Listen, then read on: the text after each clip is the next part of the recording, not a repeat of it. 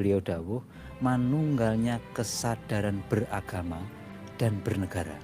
Jadi dalam konteks ini menurut sang mursyid, orang tidak cukup hanya sadar beragama, tapi orang juga tidak cukup hanya sadar bernegara.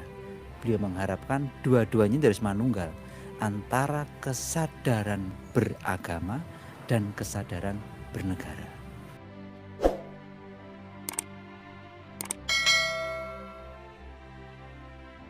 Pemirsa, ini begitu pemirsa, ini sudah 1 jam.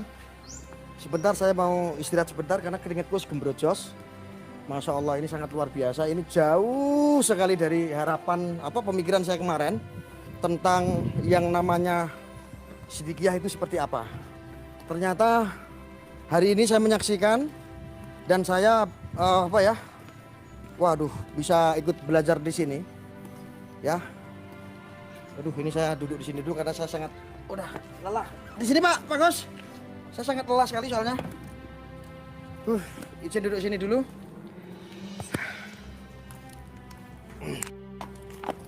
Saya ditemani sama Pak Gus ini. Ya, jadi pemirsa karena ini sudah 1 jam ini Pak, saya sangat terima kasih banyak. Saya harus undur diri dulu. Saya kayaknya udah cukup ya tentang apa itu, ada simbol-simbol, saya jadi banyak belajar. Saya tidak bisa ngomong apa-apa Pak Gus. Saya sangat berterima kasih banyak. Artinya mudah-mudahan ini menjadi manfaat, ini menjadi penguat. Artinya ketika ada sesuatu hal yang tidak baik, sesuatu hal yang ini tidak baiklah untuk dipukul secara rata. Inilah banyak pesantren salah satu di Indonesia. Jadi Indonesia ini memiliki salah satu pesantren yang dimiliki oleh negara, dimiliki oleh NKRI. Ya, ini salah satunya adalah Siddiqiyah. Saya berprinsip begini teman-teman, saya tidak peduli apa agamamu, apa madhabmu, apa aliranmu, ketika semuanya hadir untuk negara Kesatuan Republik Indonesia, tentu kewajiban kita sesama warga negara Indonesia harus saling support, harus saling mendukung, saling mendoakan. Karena ini juga kita belajar agama memang didikasi dari pesantren seperti ini. Dan ini sangat luar biasa, karena saya ingat waktu dulu saya nyantri, waktu saya dulu mondok salaf ya, zaman dulu itu tidak diajarkan yang semewah ini. Artinya tidak semewah ini, artinya di dunia pendidikan, di dunia pesantren, dimanapun pesantren di seluruh Indonesia, banyak sekali pesantren seperti ada Tebuireng, ada Jombang,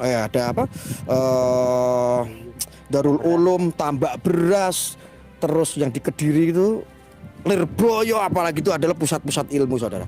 Ada lagi yang di Gontor itu, masya Allah ya. Jadi ini kita jangan sampai ketika melihat sesuatu, publik disajikan sesuatu dan itu adalah katakanlah oknum ya. Di semua sektor pasti ada oknum.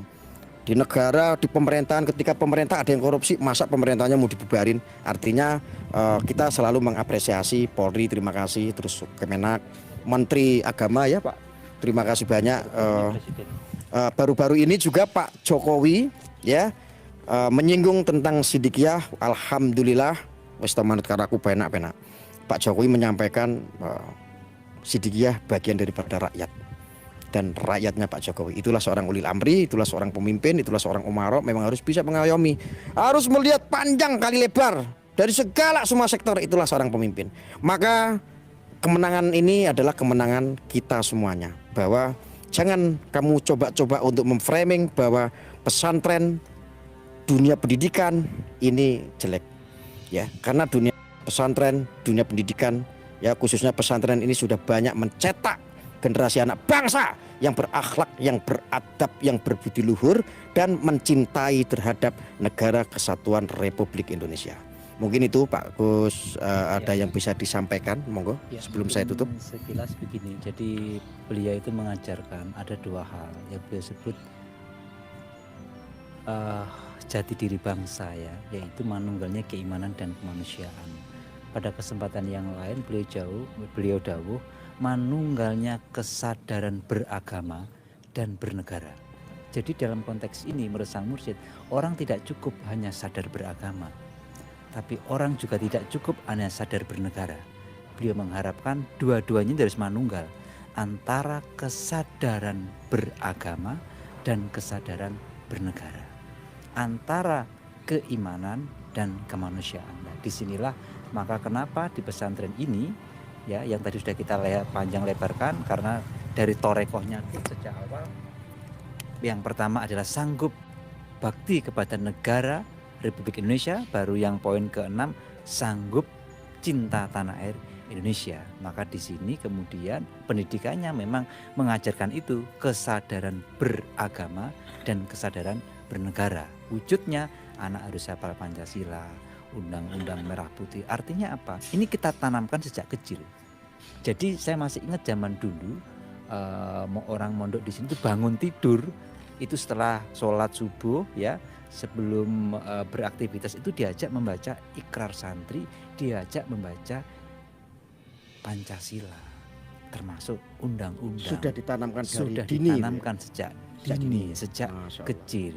Karena filosofinya yang beliau sampaikan hubul waton, hifdul gulamis sogiri, yaitu mengukir atau mendidik anak sejak kecil itu ibarat mengukir di atas batu, sulit tapi kalau sudah terbentuk akan kuat. Nah, mendidik anak yang sudah dewasa bak mengukir di atas air ya. Kayaknya masuk gitu, tapi dia akan mudah hilang. Nah, untuk itulah di sini itu anak-anak usia 4 tahun, 5 tahun sejak kecil itu memang dididik tentang dua kesadaran itu, kesadaran beragama dan kesadaran bernegara. Begitu Mas Arya. Ya, terima kasih. Oke pemirsa, saya mau minta izin boleh Pak Gus? Saya mau marah-marah, sudah lama nggak marah-marah semenjak sini. Ya silakan. Gak apa-apa ya, kita marah-marah sedikit sebentar. Hei, makanya lain kali kalian itu tuh yang bener gitu loh. Jangan ketika ada tikus masuk rumah, rumahnya dibakar, kamu ikut-ikutan bakar. Harusnya tikusnya digebuk dong. Nggak usah seperti itu. Kamu framing-framing pesantren, kamu framing-framing pondok di seluruh Indonesia seolah-olah jelek. Kalian akhirnya yang awam ke doktrin memondokin anaknya takut. Jangan seperti itu dong. Kebiasaan kalian itu. Tak banting tenan HP ku kok. Wong kok wes to manut karo aku. Penak. Oke, teman-teman gitu aja. Udah Pak Gus marahnya. Udah ya. Pak, udah gitu ya. Oke, terima kasih. Wassalamualaikum warahmatullahi wabarakatuh.